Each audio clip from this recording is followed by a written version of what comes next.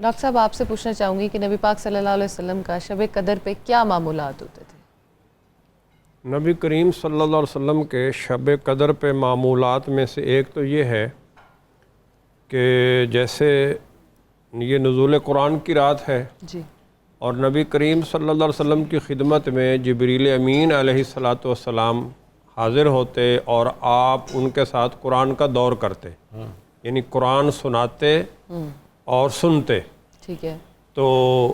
یقیناً اس میں کوئی حدیث میں اسپیسیفک رات تو نہیں ہوئی کہ آپ جبریل امین علیہ السلام کس رات کو آ کے دور کرتے یا کن راتوں میں یا کن دنوں میں کرتے، لیکن رمضان شریف کس میں، رمضان شریف کے حوالے سے یہ اسپیسیفک ہے کہ آپ تشریف لاتے اور آپ سے دور فرماتے۔ ٹھیک ہے، لہذا ہمیں سمجھ لینا چاہیے کہ جبریل امین علیہ السلام لیلۃ القدر کی رات کو یقیناً آتے ہوں گے اور آپ سے قرآن کا دور کرتے ہوں گے۔ تو اس حدیث سے یہ ثابت ہوتا ہے کہ جو اس رات کا قیام کرنا چاہے اور عبادت و ریاضت میں گزارنا چاہے اسے نبی کریم صلی اللہ علیہ وسلم کی سنت پہ عمل کرتے ہوئے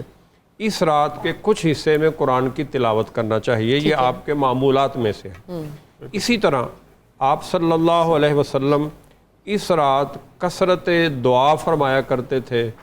اور دعاؤں میں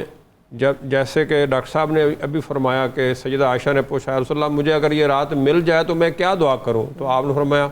تم یہ دعا کرو، اللہم انک عفو تحب العفو فاعف عنی یا فاعف عنا۔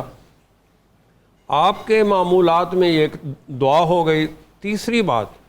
آپ صلی اللہ علیہ وسلم کے حوالے سے آتا ہے کہ آپ جنت البقیع میں تشریف لے جایا کرتے اور وہاں پہ جا کے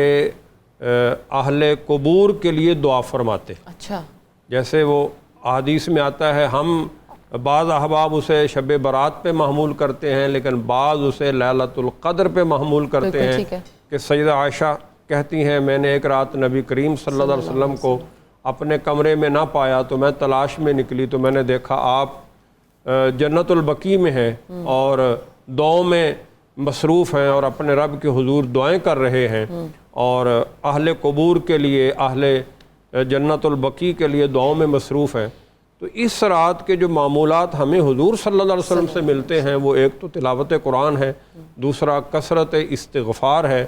اور تیسرا جو ہے وہ قبرستان میں جانا چاہیے، اپنے عزیز و اقارب کی قبروں پر جانا چاہیے۔ ہمارے ہاں یہ معمول ہے کہ بعض احباب ہمارے جو صالحین ہیں جو اولیاء کرام ہیں ان کے مزارات پہ جاتے ہیں، تو اس کی اصل بھی وہ رسول اللہ صلی اللہ علیہ وسلم کی سنت سے ہے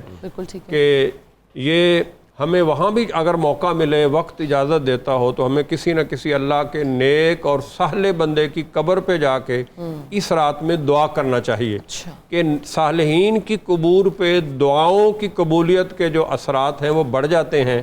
اور بلکہ یقینی کیفیت ہو جاتی ہے جب کسی صالح بندے کے پاس آپ دعا کرتے ہیں۔ جیسے وہ قرآن نے جناب زکریا علیہ السلام اور حضرت مریم کا وہ حوالہ دے کے کہ ہنا دعا لک زکریا، کہ جب حضرت مریم کو دیکھا کہ ان کے پاس بے موسم پھل ہیں ان کے کمرے میں، تو جناب زکریا سمجھ گئے کہ یہ بڑی مقبول بارگاہ بندی ہے، تو جناب زکریا نے وہاں پہ پھر اللہ کے حضور دعا کی۔ کیا بات! تو اس سے یہ ثابت ہوتا ہے کہ حضور کے جو معمولات ہیں وہ یہی ہیں اور ہمیں انہی کو ہی اختیار کرنا چاہیے۔ بالکل ٹھیک ہے، بالکل ٹھیک ہے۔